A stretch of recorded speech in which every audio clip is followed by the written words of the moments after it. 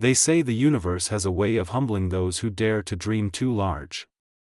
Natasha Romero learned this truth the moment her shuttle touched down on Stellar Dominion Station, the glittering jewel of galactic civilization that orbited a dying blue giant 300 light-years from Earth. For 50 long years, humanity had screamed into the void. Radio waves carrying messages of peace, mathematical proofs of intelligence, artistic expressions of culture. All of it had vanished into the cosmic silence like whispers in a hurricane. Then, finally, 3 months ago, the response came. Not warm. Not welcoming. Just a set of coordinates and a single word translated into every human language: attend. Natasha pressed her palm against the cold viewport of the shuttle as they descended into the docking bay. The station was magnificent in a way that made her chest tighten with both wonder and dread. Structures that seemed to grow organically from central spines, crystalline towers that refracted starlight into rainbows, ships of impossible geometries floating without visible propulsion. Humanity's greatest achievements looked like stone tools compared to this. "Ambassador, we have docking clearance," her pilot announced, his voice tight with barely suppressed anxiety. She straightened her uniform jacket, the deep blue fabric adorned with the Earth insignia she wore with quiet pride. Behind her sat her small delegation, James Okoye, young but brilliant, his dark eyes constantly scanning for threats he had been trained to recognize. Dr. Rachel Winters, whose genius with quantum mechanics had helped humanity reach the stars decades ahead of their own projections. And 3 others, specialists in xenobiology, linguistics, and military strategy. The airlock opened with a hiss that seemed too loud in the vast docking bay. The air that rushed and smelled of ozone and something floral that Natasha could not identify. Perfect temperature. Perfect humidity. They had done their homework on human physiology at least. Waiting for them was a delegation that made Natasha's breath catch. 7 beings, none remotely human. The one at the front stood nearly 3 meters tall, his body covered in scales that shifted between deep green and midnight blue depending on how the light struck them. His eyes were vertical slits of burnished gold, and when he opened his mouth to speak, she saw rows of teeth designed for tearing. "Welcome, representatives of humanity." The translation device in her ear rendered the hisses and clicks into perfect English. "I am Overlord Kreval, first speaker of the Stellar Dominion. We have reviewed your petition for acknowledgement."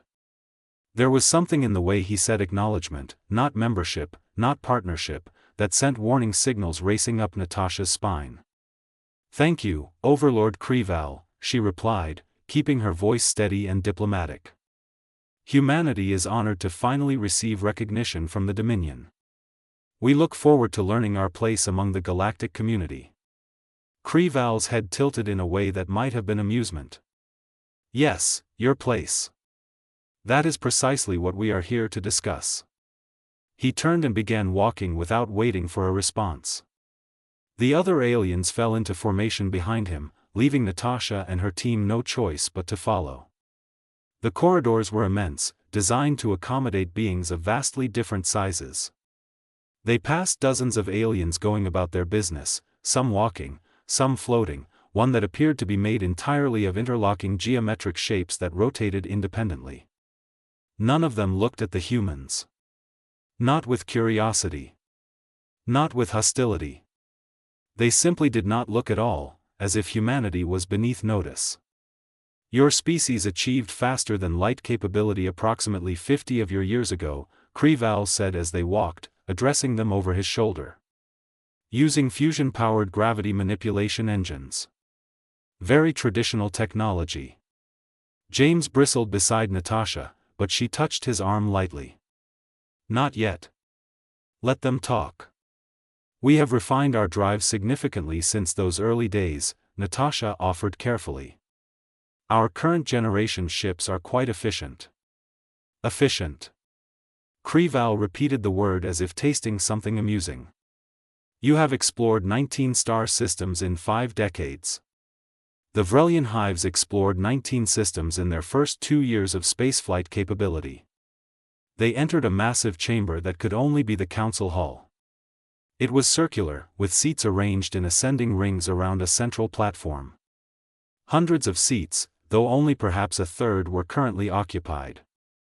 Holographic displays floated in the air, showing data streams in languages Natasha could not begin to decipher. Krival gestured to the central platform. "Stand here. The council will address you shortly." Natasha led her team to the platform, feeling the weight of hundreds of alien eyes turning toward them. She had commanded trade negotiations with 12 nations on Earth. She had stared down corporate executives who controlled trillions in resources. But standing here, on this platform in front of beings who had mastered the stars while humanity was still learning to write, she felt small in a way she had never experienced. A tone sounded, pure and resonant. Krival stood in his seat. "The Dominion recognizes the species known as humanity, native to the planet Earth in Sector 749. They have petitioned for membership and recognition. The Evaluation Committee has completed its assessment." A holographic display materialized above their heads.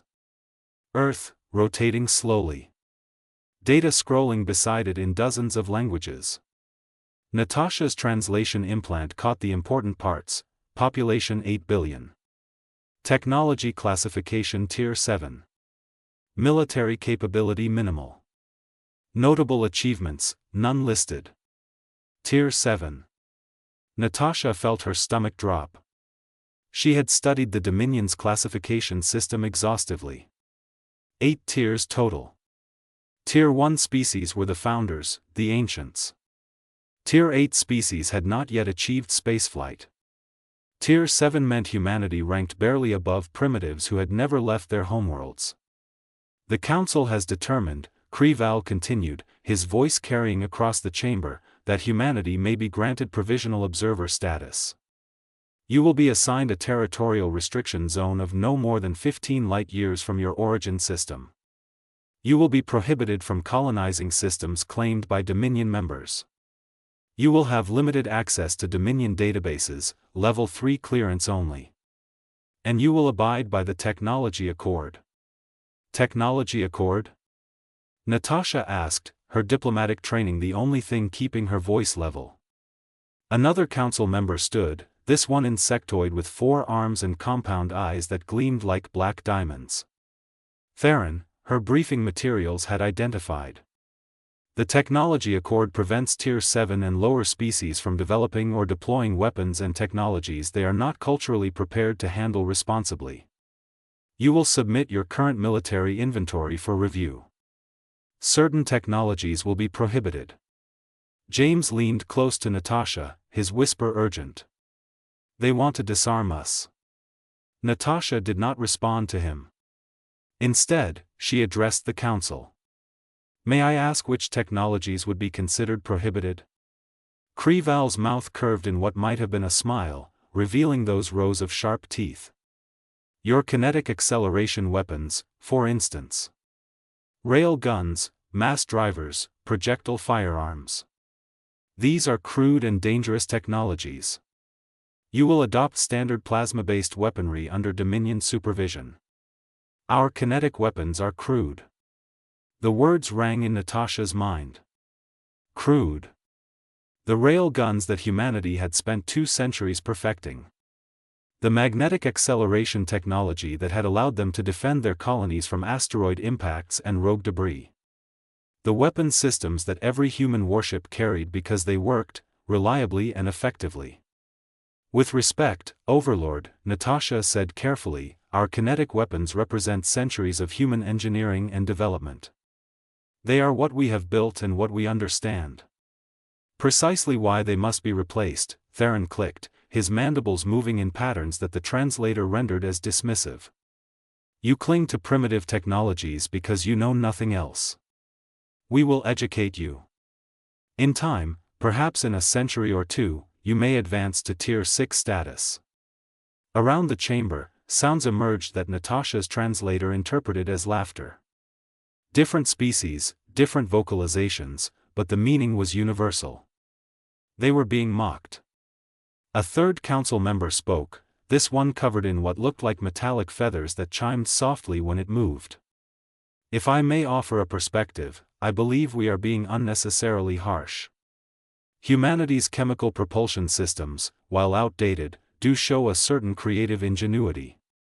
Their fusion reactors are surprisingly stable for such a young species. We should encourage their progress. Encourage them to remain in their designated zone where they cannot cause complications, Kreval said flatly. The Vrelian hives have already expressed concerns about human colonization attempts in the Kelver sector. Natasha's attention sharpened. The Kelver sector is unclaimed space according to every star chart we have obtained through official channels. Unclaimed by Dominion members, perhaps, Kreval replied. But the Vrelians have historical claims dating back 3,000 years. You could not have known this, of course, lacking access to comprehensive historical databases.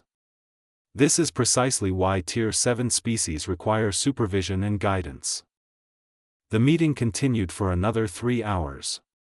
Natasha and her team were presented with a document containing hundreds of pages of restrictions, requirements, and obligations. They were given 72 hours to review and accept the terms. Refusal, Kreval made abundantly clear, would result in humanity being declared a rogue species, cut off from all Dominion contact, trade, and protection. When they were finally dismissed, Natasha led her team back through the corridors in silence. Only when they were safely inside their shuttle with the airlock sealed and the engines warming up did she allow herself to speak. Impressions? Rachel pulled up her data pad, her fingers flying across the holographic interface. They are technologically advanced, yes, but not as revolutionary as I expected. Most of what they have represents refinement of existing physics, not breakthrough innovations. Their energy shields are impressive, but they are based on principles we already understand. Their weapons? Natasha asked. All energy-based from what our passive scans detected. Plasma projectors, particle beam emitters, some kind of exotic radiation weapons. No kinetic systems at all. Rachel paused, her eyes meeting Natasha's. Ambassador, I do not think they understand the advantages of kinetic weapons. Their shield technology is optimized entirely for deflecting energy attacks. Natasha nodded slowly. She had noticed the same thing during her observations. They developed energy shields early in their technological evolution, so they never needed kinetic defenses. Exactly, Rachel confirmed. And once everyone has energy shields, everyone develops energy weapons to penetrate them. It becomes an arms race that locked them into one specific technological pathway. While we, James added quietly, took the hard road. No shields, so we perfected armor, point defense systems, evasive maneuvering.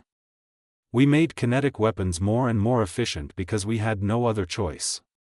Natasha looked out the viewport as the shuttle lifted off, watching the Dominion station grow smaller behind them. Contact Captain Pierce on the Thunderstrike. I want a full strategic briefing in 6 hours. And I want our analysis team to examine every scan we took of those Dominion ships. You think it will come to conflict? Rachel asked quietly. Natasha thought about Kreval's condescending tone. The laughter of the council members. The casual dismissal of everything humanity had achieved.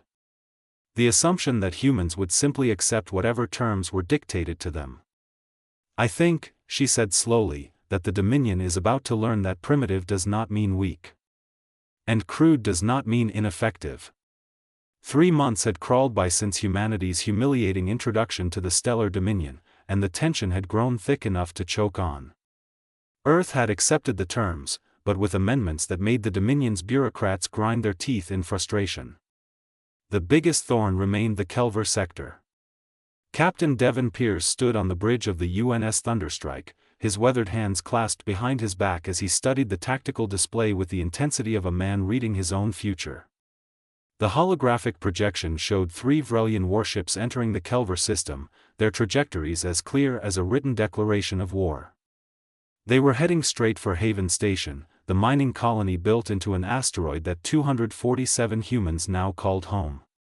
Communications incoming from the lead Vrelian vessel, Lieutenant Okoye reported from his station, his fingers dancing across the controls. Broadcasting on all frequencies. Put it through, Devon ordered, his voice calm despite the adrenaline beginning to course through his veins. The voice that emerged from the speakers was harsh, guttural, even with the translation software smoothing its edges. Attention human trespassers. This system belongs to the Vrelian hives by ancient and sacred right. You have violated Dominion law by establishing unauthorized settlements in claimed territory. You have 1 standard hour to evacuate all personnel, or you will be removed by force. Devon pulled up the intelligence file on Vrelian forces with a flick of his wrist. They were classified as Tier 3, meaning they ranked 4 full levels above humanity in the Dominion's precious hierarchy. Their ships were massive, bristling with energy weapons and wrapped in shield generators that glowed with a faint blue luminescence. On paper, each Vrelian ship could engage 3 human vessels simultaneously and emerge victorious. On paper. "Sir, incoming transmission from Haven Station," Okoye said, switching feeds. "Governor Hayes is requesting immediate assistance." The screen flickered to show a woman in her 50s with silver-streaked hair pulled back in a practical braid. Behind her, Devon could see the colony's command center, with worried personnel moving between stations like ants whose hill had just been kicked. "Captain Pierce, thank God," Governor Hayes said, her relief palpable even through the screen. "We just received the Vrelian ultimatum. There is no possible way we can evacuate 247 people in 1 hour. And even if we could, we followed every protocol. We surveyed this system. It was unclaimed. We filed the proper documentation. We are not leaving." "I know, Governor," Devon replied, his voice carrying the weight of a promise. "We are already moving to intercept. The Valiant and the Horizon are 3 hours out. We will handle this." "Captain, those are Vrelian warships. Everyone in the Dominion knows their military capabilities. You cannot possibly." "Governor Hayes," Devon interrupted, but gently. "Trust me. We have been preparing for exactly this possibility since the day we learned what the Dominion really thinks of us. Just keep your people calm and ready your emergency shelters. Thunderstrike out." He turned to his tactical officer, a young woman named Patricia Nguyen who had graduated top of her class at the Luna Academy. "Commander, status on our weapon systems." Patricia pulled up a cascading display of readouts and power levels. "All 8 railgun batteries charged and ready, Captain. Point defense grids online. Missile tubes loaded with kinetic penetrators. We are as ready as we will ever be, sir." She hesitated. "But I have to point out that we are outnumbered 3-1 and supposedly outgunned by a significant margin." "Supposedly," Devon repeated, allowing himself a thin smile. "Lieutenant Okoye, open a channel to the Vrelian ships." A face appeared on the main screen that looked like something from humanity's ancient nightmares. Reptilian features, scales the color of dried blood, eyes like chips of amber ice. This was Commander Verix, according to the data overlay streaming across Devon's peripheral vision. "I am Captain Devon Pierce of the United Nations ship Thunderstrike. This system was properly surveyed and claimed by human colonists according to established interstellar protocols.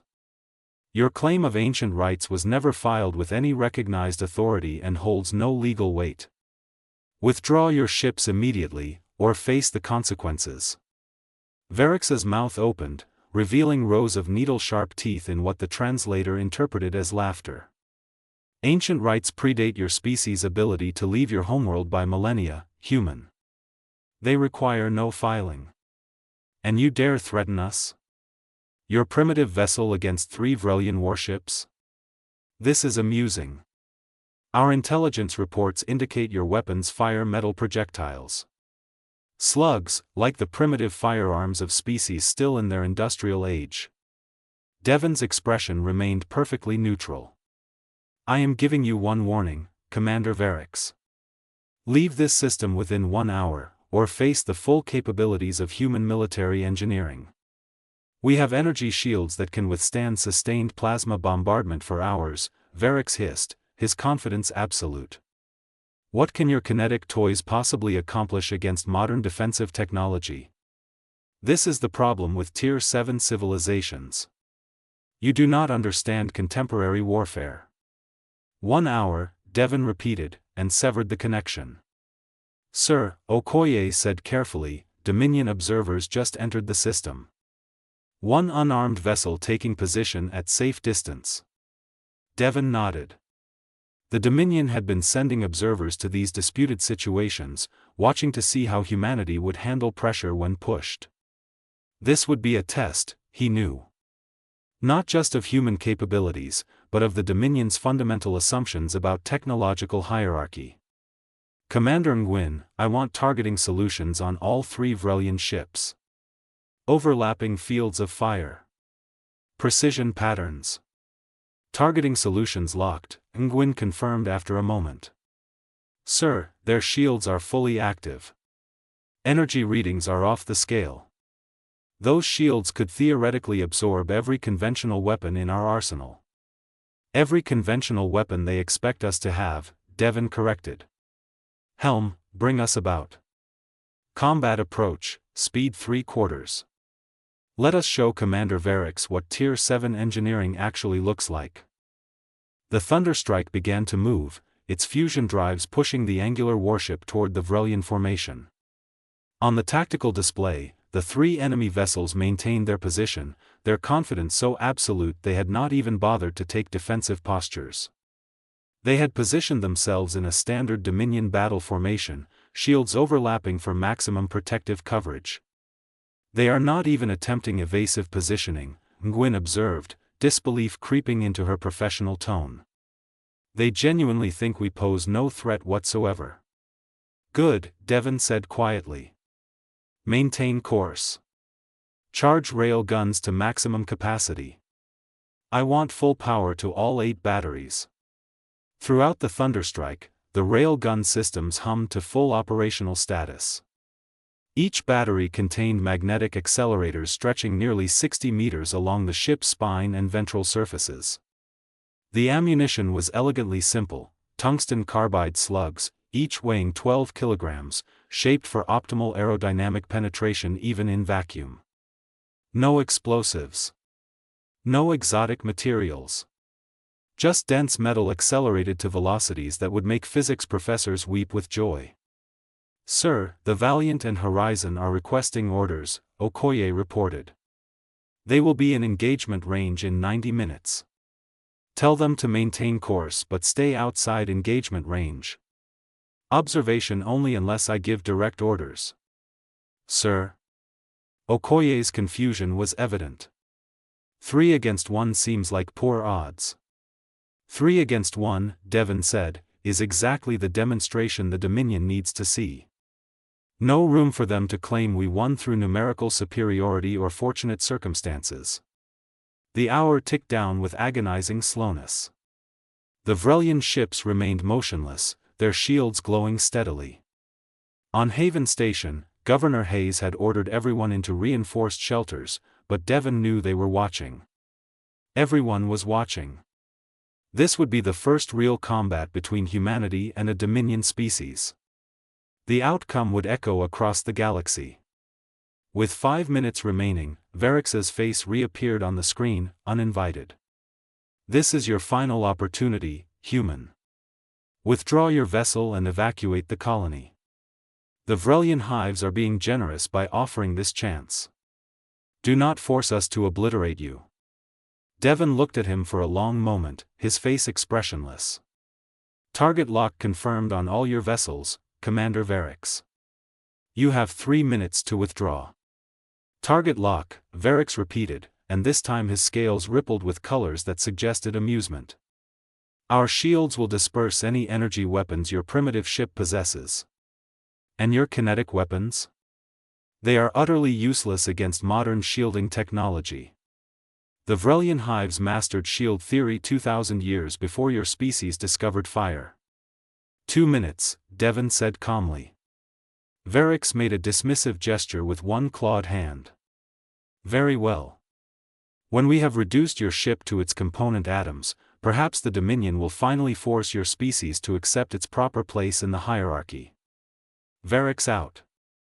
The connection severed. Devon waited, watching the countdown timer with the patience of a man who had made peace with his choices. 60 seconds. 30. 10. All batteries fire on my mark, he said quietly. Full spread, staggered timing by 1.5 seconds per battery. Target the lead ship, center mass. Firing solutions confirmed, Nguyen said, her voice steady despite the tension radiating from every crew member on the bridge. The timer hit 0. Fire. The thunderstrike shuddered as the first railgun battery discharged, the magnetic fields accelerating the tungsten carbide slug down the launch corridor at 9,000 km per second, roughly 3% of light speed. 1.5 seconds later, the second battery fired.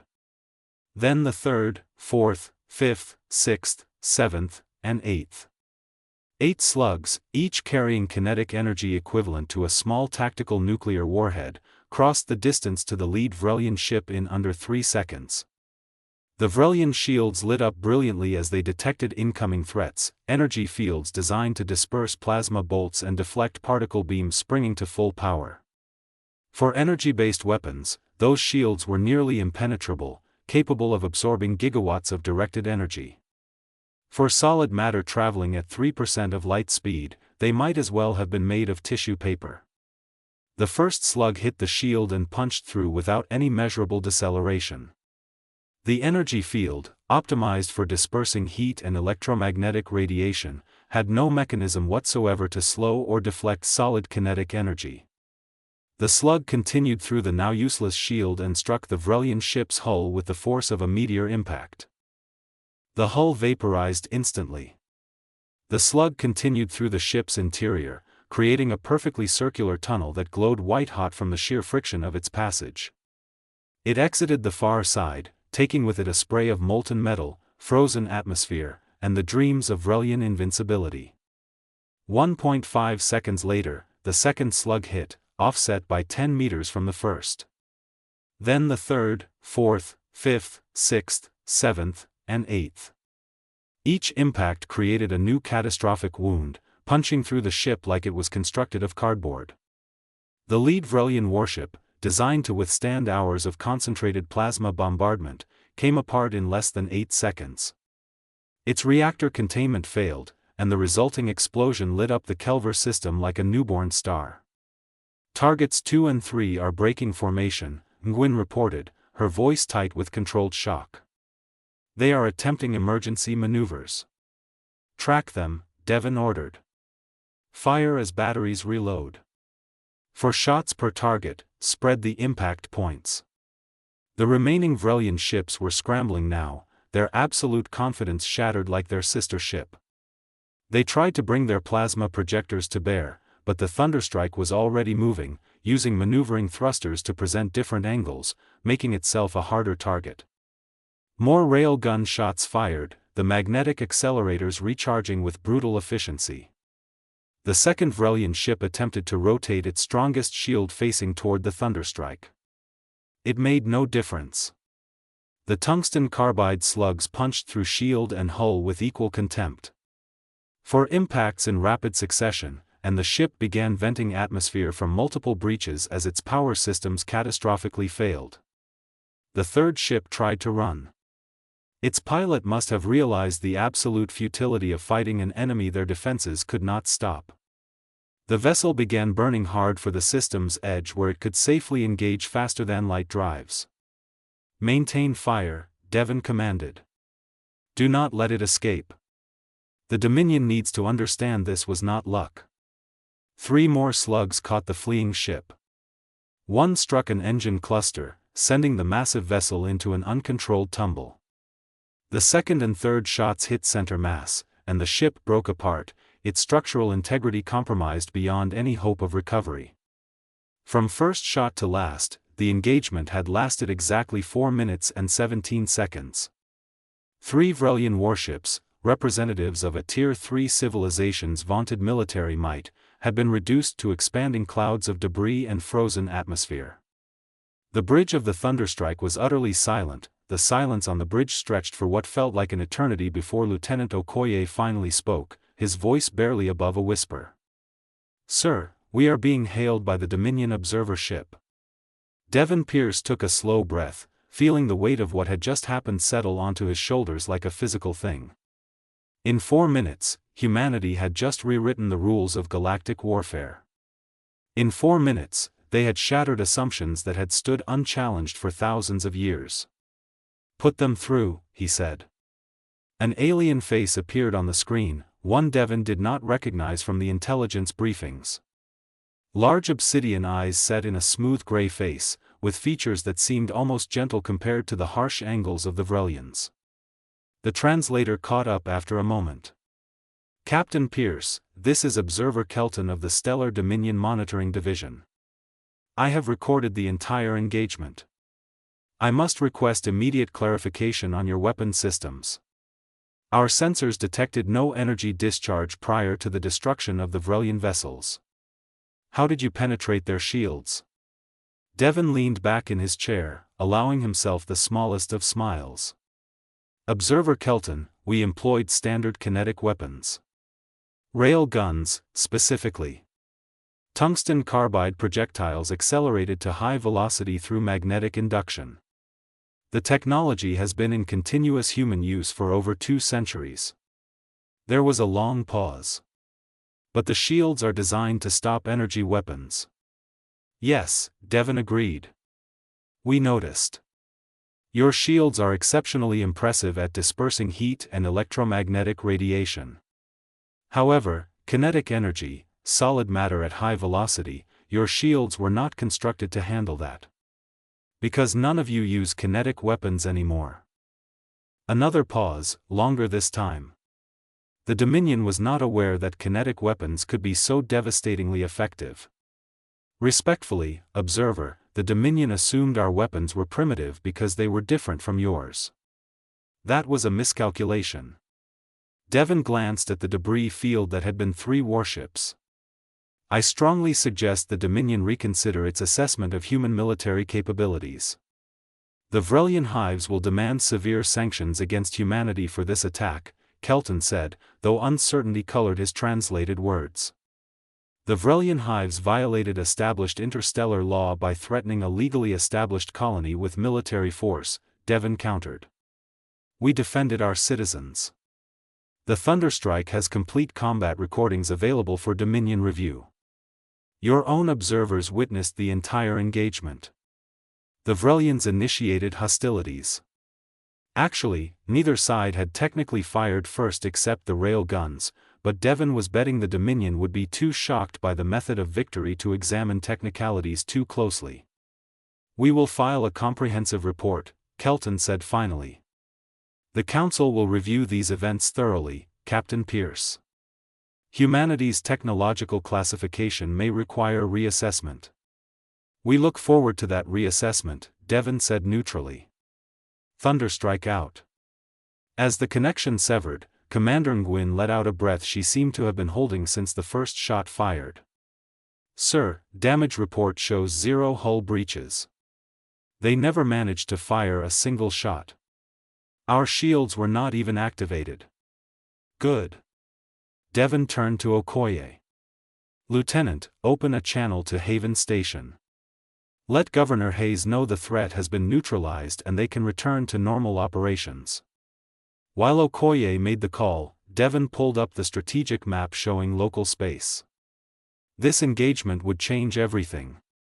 The Dominion had just watched humanity destroy 3 of their member species' warships in less than 5 minutes using weapons they had dismissed as crude relics of a primitive past.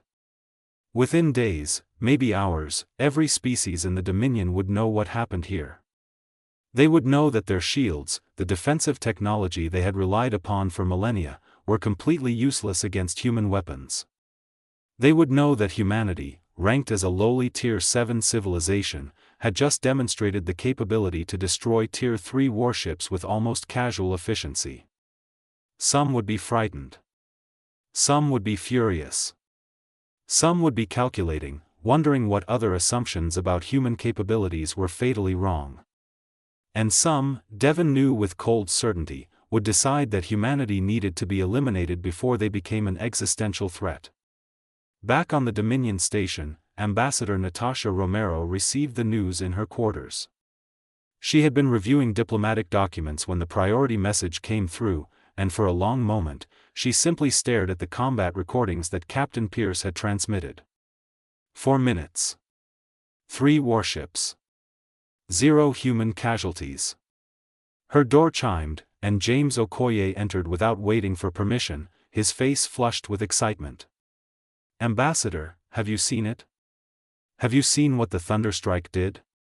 "I have seen it," Natasha said quietly. "This changes everything. The Dominion cannot ignore this. They cannot dismiss us anymore." "No," Natasha agreed. "They cannot. But James, this does not mean we have won. This means the real struggle is about to begin." She was proven right within hours. The Dominion Council called an emergency session, and this time, Natasha was not summoned to stand on a platform like a specimen under examination. She was invited to sit at the council table itself, a distinction that would have filled her with satisfaction under different circumstances. Overlord Kreval looked diminished somehow, his scales showing patterns that Natasha had learned indicated distress in his species. Around the circular table sat representatives from dozens of species, and the tension in the room was thick enough to taste. "Ambassador Romero," Kreval began without preamble, "your species has committed an act of unprecedented aggression against a Dominion member. 3 Vrelian warships were destroyed using weapons technology that violates the spirit, if not the letter, of the technology accord."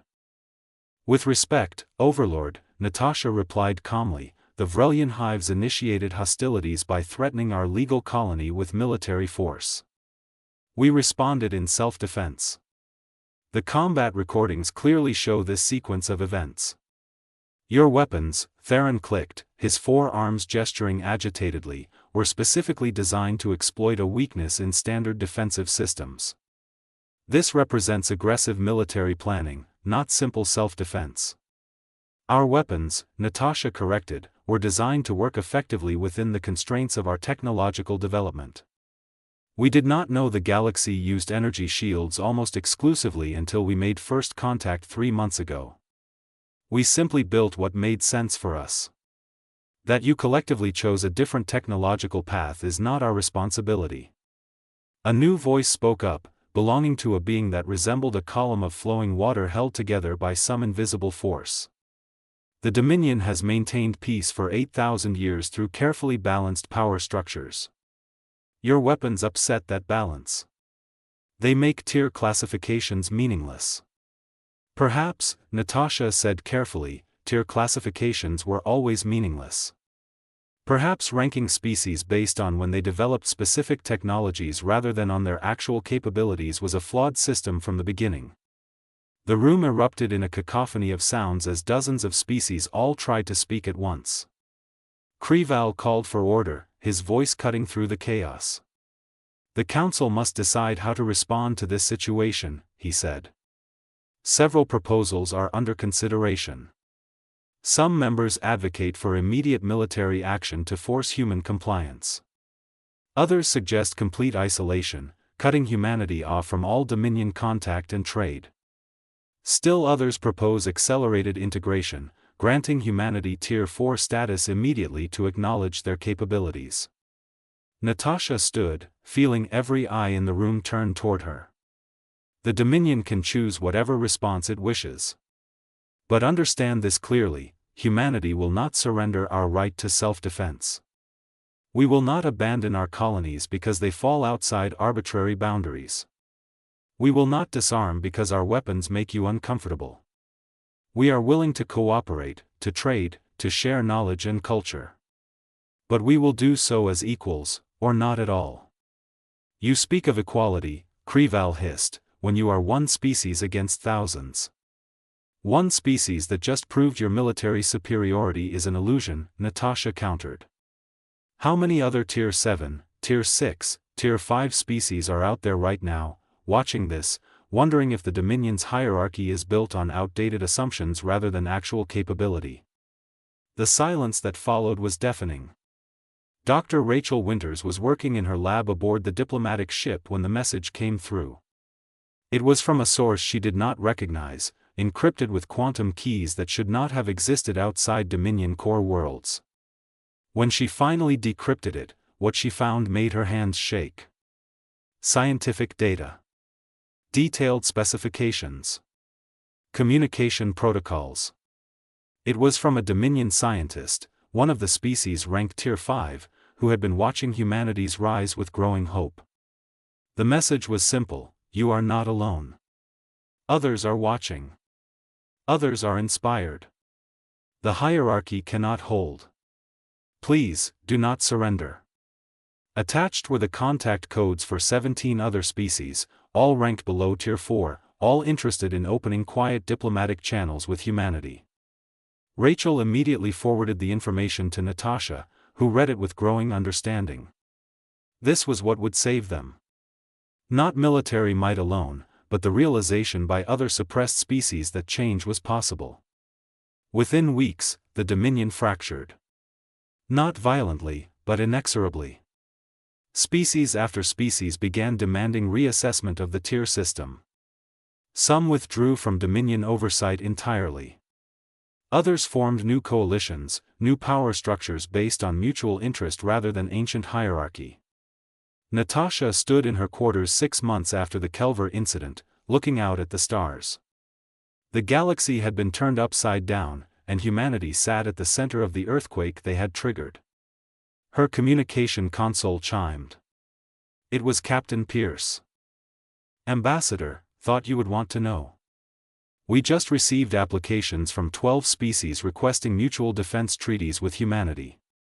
All of them ranked Tier 6 or below by the old system." Natasha smiled. "Accept the applications, Captain. Schedule diplomatic meetings with each one.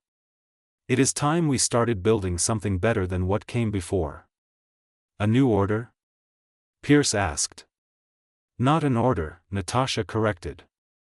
"A community. Built on respect rather than fear. On capability rather than age. On choice rather than coercion." She looked out at Earth, hanging in space like a blue jewel. Humanity had spent 50 years shouting into the void, hoping for acknowledgement. They had been answered with contempt and dismissal. So they had done what humans always did when told they were not good enough. They proved the critics wrong. The Dominion would never be the same. Neither would humanity.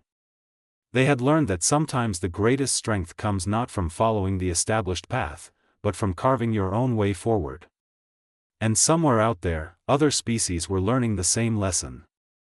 The galaxy was changing, one defiant choice at a time. Natasha raised her glass of whiskey, salvaged from Earth and worth more than gold this far from home, in a silent toast to the future. To crude weapons and primitive tactics. To Tier 7 upstarts who refused to know their place. To everyone who ever looked at the impossible and decided to try anyway. The stars had never looked brighter. The end.